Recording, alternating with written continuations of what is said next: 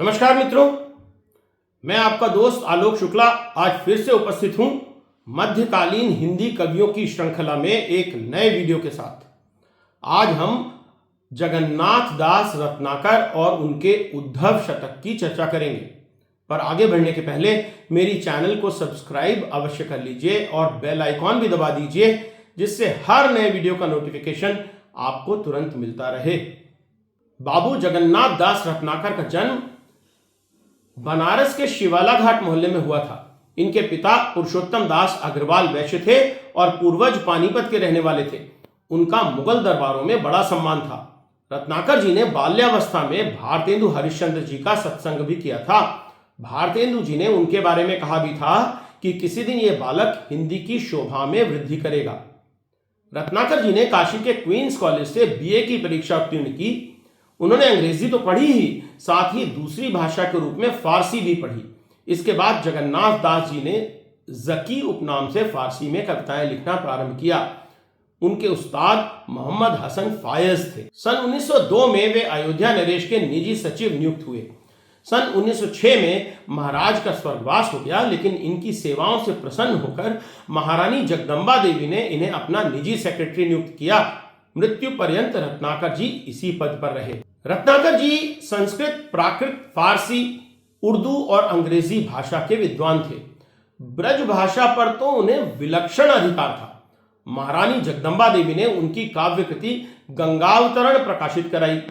रत्नाकर जी ने अनेक काव्य रचनाएं की हैं, गद्य रचनाएं की हैं, समालोचनाएं और अनुवाद भी लिखे हैं। हरिश्चंद्र, गंगावतरण, उद्धव शतक, हिंडोला, कलकाशी, श्रृंगार लहरी, गंगा लहरी, विष्णु लहरी, रत्नाष्टक, वीराष्टक, प्रकीर्णक, पद्यावली आदि उनकी काव्य रचनाएं हैं। लेकिन उनकी सर्वश्रेष्ठ रचना उद्धव शतक मानी जाती है। उद्धव शतक में दरअसल एक छोटी सी घटना का वर्णन है। उद्धव अपने समय के बहुत बड़े निर्गुण संत थे। वो भगवान कृष्ण को अति प्रिय भी थे, परंतु कृष्ण को लगा कि उद्धव को अपने ज्ञान का अभिमान हो गया है। इसलिए भगवान कृष्ण ने उन्हें गोपियों के लिए अपना संदेश लेकर गोकुल भेजा। कृष्ण ने उद्धव से कहा कि वो गोपियों को अपने ज्ञान से निर्गुण भक्ति सिखाकर आए। उद्धव गए तो थे गोपियों को ज्ञान का पाठ पढ़ाने के लिए, लेकिन वहां जाकर वो गोपियों के कृष्ण प्रेम से प्रभावित होकर स्वयं भी ज्ञान मार्ग को छोड़कर कृष्ण भक्ति में लीन हो गए। उद्धव शतक श्रृंगार रस में वियोग के भाव की अति उत्तम रचना तो है ही, साथ ही निर्गुण और सगुण, ज्ञान और भक्ति, आध्यात्म और प्रेम की व्याख्या भी है। आइए हम उद्धव शतक के कुछ मार्मिक कवित्वों पर चर्चा करते हैं। उद्धव शतक के प्रारंभ में उद्धव श्री कृष्ण को भी ब्रह्म और ज्ञान की शिक्षा दे रहे हैं। कवित्व क्रमांक 15 में देखिए, पांचों तत्व माही एक तत्व ही की सत्ता सत्य, या ही तत्व ज्ञान को महत्व श्रुति गायो है। अर्थात पांचों तत्वों में मात्र एक निर्गुण ब्रह्म ही वास्तविक है और उसी ब्रह्म के महत्व को वेदों में भी बताया गया है। तुम तो विवेक रत्नाकर कहो क्यों पुनि, भेद पंच भौतिक के रूप में रचायो है। तो उद्धव भगवान से पूछ रहे हैं कि आप तो विवेकशील हैं, फिर ये पंच भौतिक संस्कार आपने क्यों बनाया है। गोपिनी में, आप में, वियोग और संयोग हूं मैं, एके भाव चाहिए सचोप ठहरायो है। मतलब गोपियों में, आप में, संयोग और वियोग सभी में तो वही ब्रह्म है। आप ही से आपको मिलाप और बिछोह कहा, मोह यह मिथ्या सुख दुख सब ठायो है। तो अपने आप से ही मिलन और विछोह का मतलब ही क्या हुआ, ये सुख दुख तो सब मिथ्या ही है। इसके उत्तर में कृष्ण सिर्फ इतना ही कहते हैं कि हे उद्धव, एक बार गोकुल जाकर गोपियों को भी यही बात समझाकर वापस आ जाइए और यही ज्ञान दोबारा मुझे दीजिएगा, तो हम आपकी सारी बातों को मान लेंगे। प्रेम नेम निफल निवारी उर अंतर तय, ब्रह्म ज्ञान आनंद निधान भरी लई हैं हम। कहे रत्नाकर सुधाकर मुखीन ध्यान, आंसुनि सो धोई ज्योति जोर जर लई हैं हम। आवो एक बार धारी गोकुल गली की धूरी, तब इही नीति को प्रतीत धर लई हैं हम। मन सो करेजो सो श्रवण सिर आँखिन सो, उद्धव तिहारी सीख भीख कर लई हैं हम। इसके बाद उद्धव गोकुल गए। गोकुल पहुंचते ही कवि ने जो चमत्कार उत्पन्न किया है वो देखने के लायक है। ब्रज भूमि पर पैर रखते ही उद्धव का ज्ञान अंतर्ध्यान होने लगा और भक्ति के भाव उत्पन्न होने लगे। हरे हरे ज्ञान के गुमान घट जानी लगे, जोग के विधान ध्यान हूं ते टरिबे लगे। नैननी में नीर सकल शरीर छयो, प्रेम अद्भुत सुख सूक्ति परिबे लगे। गोकुल के गांव की गली में पग पारत ही, भूमि के प्रभाव भाव औरे भरिबे लगे। ज्ञान मारतंड के सुखाए मन मानुष को, सरस सुहाए घन श्याम करिबे लगे। अर्थात गोकुल में प्रवेश करते ही उद्धव का ज्ञान समाप्त होने लगा। उनका ना योग में मन लग रहा था और ना ध्यान में। पूरे शरीर में प्रेम का प्रभाव छा गया और आंखों में प्रेम के आंसू भर आए। ज्ञान के सूर्य से सूख चुके उनके मन पर भी गोकुल की भूमि के प्रभाव से प्रेम रस छा गया और घनश्याम उन्हें अपने पास ही दिखाई पड़ने लगे। अब देखिए क्या चित्रमय वर्णन है रत्नाकर जी ने किया है। जब उद्धव के आने की खबर गोपियों को मिली तो उसका क्या प्रभाव हुआ, उसका वर्णन इस छंद में देखिए। ऐसा लगता है कि रत्नाकर जी ने पूरा चित्र ही इस छंद के माध्यम से हमारे सामने खींच दिया है। भेजे मन भावन के उद्धव के आवन की, सुधी ब्रज गावनी में पावन जबै लगी। कहे रत्नाकर गोवालिनी की, झोरी झोरी दौरी दौरी नंद पौरी आवन तभै लगी।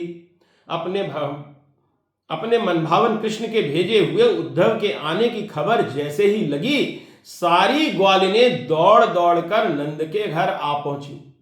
और जब वहां आई तो क्या हुआ ये भी देखिए। तो उझकी उझकी पद कंजनी के पंजनी पे, पद कंजन के पंजनी पे, पेकी छाती छोहनी सवे लगी।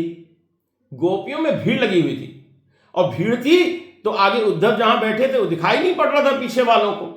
तो सभी अपने कमल जैसे पैरों के पंजों पे उचक उचक कर कृष्ण के भेजे हुए पत्र को देखने का प्रयास कर रही हैं। उझकी उझकी पद कंजन के पंजनी पे, पेखी पाती छाती छोहनी सवे लगी।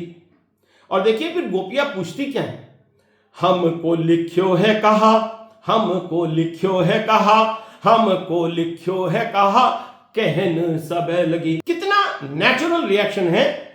कितने दिनों बाद कृष्ण का पत्र आया है तो सभी पूछ रही हैं हमें क्या लिखा है, हमें क्या लिखा है, बताइए हमें क्या लिखा है। अब गोपियों की यह दशा देखकर उद्धव तो अपना ज्ञान पूरी तरह से भूल ही गए। दीन दशा देखी ब्रज बालन की उद्धव को, गरि गौ गुमान ज्ञान गौरव गुठाने से। उनका ज्ञान का गुमान गल गया। कहे रत्नाकर न आए मुख बैन नैन, नीर भरी ल्याए भय सकुची सिहाने से। सूखे से श्रमे से सक बके से सके से थके, सूखे से श्रमे से सक बके से सके से थके, भूले से भ्रमे से भमेरे भकुआने से। हौले से हले से हूल हूले से हिये में हाय, हारे से हरे से रहे हेरत हिराने से। तो गोपियों की दशा देखकर उद्धव का अपने ज्ञान का अभिमान पूरी तरह से समाप्त हो गया। उनके मुंह से शब्द ही नहीं निकले और आंखों से आंसुओं की धारा बह निकली। गोपियों की दशा देखकर वो हकबका गए, सकबका गए और सब कुछ भूलकर गोपियों को देखते रह गए। और यहां पर अनुप्रास अलंकार का भी एक सुंदर प्रयोग है जो देखने योग्य है। इतना होने पर भी उद्धव ने अपना प्रयास नहीं छोड़ा।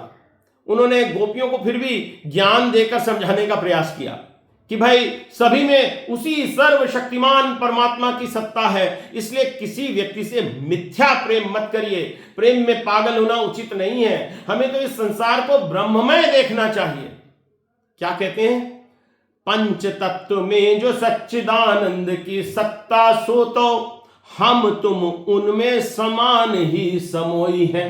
हम सब उनमें एक समान ही समाये हुए हैं। कहे रत्नाकर विभूति पंचभूत हु की, एक ही सी सकल प्रभूतिन में पोई है।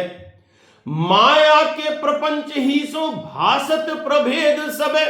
सारे जो भेद हैं वो माया के प्रपंच के कारण ही दिखाई पड़ रहे हैं। माया के प्रपंच ही सो भासत प्रभेद सबे, कांच फल कानि जो अनेक एक सोई है। और देखो भ्रम पटल उघार ज्ञान आखिन सो, कान सब में कान ही में सब कोई है।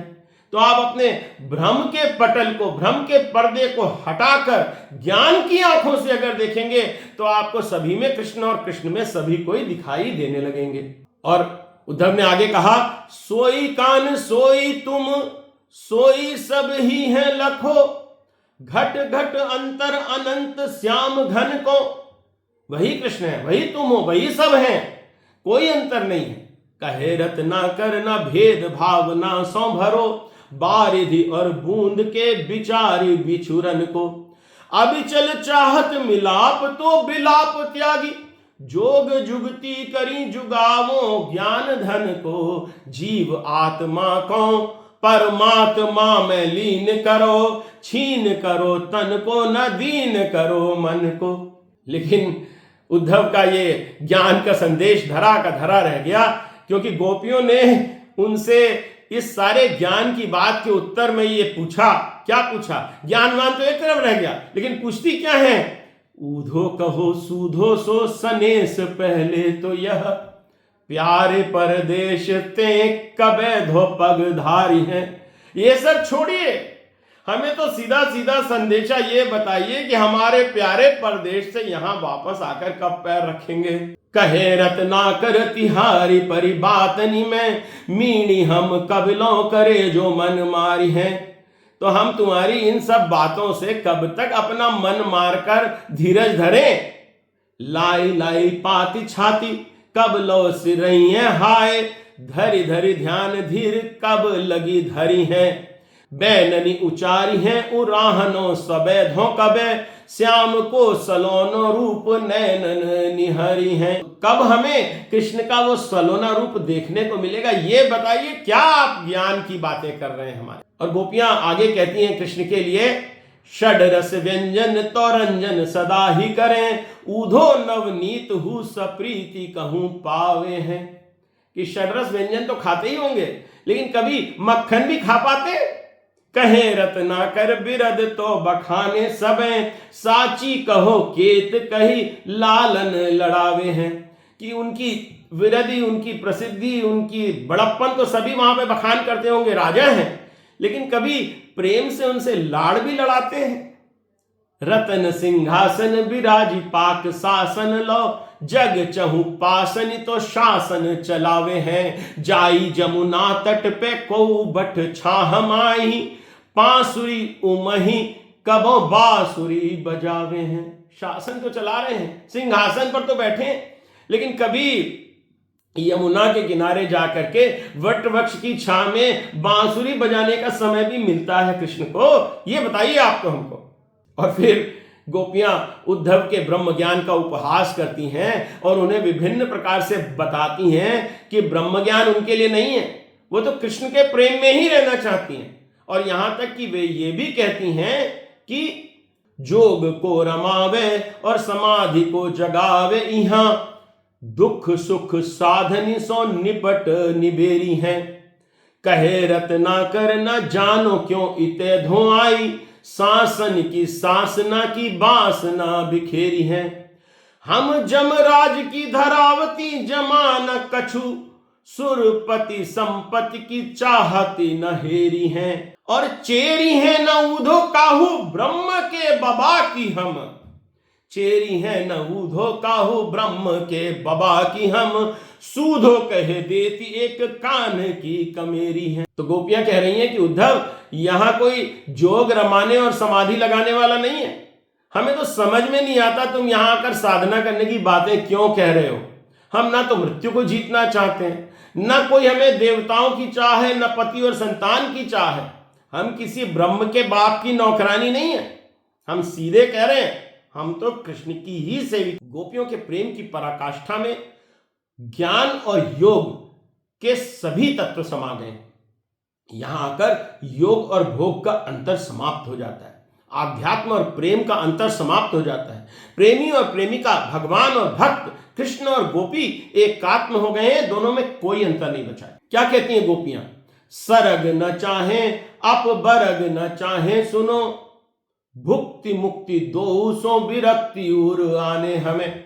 हम न तो स्वर्ग चाहती हैं न मोक्ष चाहती हैं, हमें भोग और मुक्ति दोनों से ही विरक्ति है। कहे रत ना कर तिहारी जोग रोग माही, तन मन सांसन की सांसती प्रमाणे हमें। एक ब्रज चंद कृपा मंद मुस्कानी ही में, लोक पर लोक को आनंद जिय जाने हम। तो गोपियां कह रही हैं कि हमें तुम्हारा ये योग तो किसी रोग की तरह लगता है, हम तो केवल कृष्ण की एक मुस्कान से ही लोक और परलोक दोनों का ही आनंद मानते हैं। जाके या वियोग दुख हु में सुख ऐसो कछु, जाहि पाई ब्रह्म सुख हूं मैं दुख माने हम। उनके वियोग में भी कुछ ऐसा सुख है कि उसके आगे ब्रह्म सुख भी हमें दुख जैसा ही लगता है। और गोपियां उद्धव से कहती हैं कि ये विश्व, ये जग अगर तुम्हें सपना जैसा दिखता है तो हम तुमको सोता हुआ मानते हैं, और सपने में ही आप स्वयं को ज्ञानी मानने लगे हो, और इसीलिए सपने में ब्रह्म ब्रह्म बकने लगे हो। जग सपनों सो सब परत दिखाई तुम्हें, ताते तुम ऊधो हमें सोवत लखात हो। तुम हमें सोते हुए दिख रहे हो। कहे रत्ना कर सुने को बात सोवत की, जोई मुख आवत सो विवश बयात हो। जो मुंह में आता है वो विवशता से बोलने लगते हो। सोवत में जागत लखत अपने को जिमी, त्यों ही तुम आप ही सुज्ञानी समुझात हो। जोग जोग कबहू न जाने कहा जो ही जको, ब्रह्म ब्रह्म कबहू की बह की बर्रात हो। बहक करके ब्रह्म ब्रह्म बके जा रहे हो।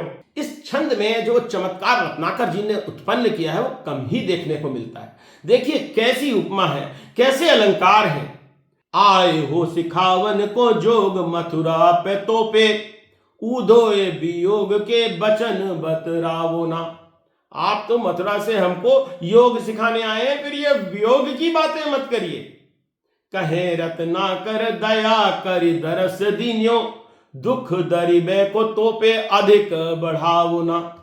बड़ी दया करके आपने दर्शन तो दिया, पर अब आप हमारा दुख और मत बढ़ाइए। और यहां देखिएगा, टूक टूक हुए मन मुकुर हमारो हाय, चूंकि हूं कठोर बैन पाहन चलावो ना। एक मन मोहन तो बस के उजार्यो मोही, हिय में अनेक मन मोहन बसावो ना।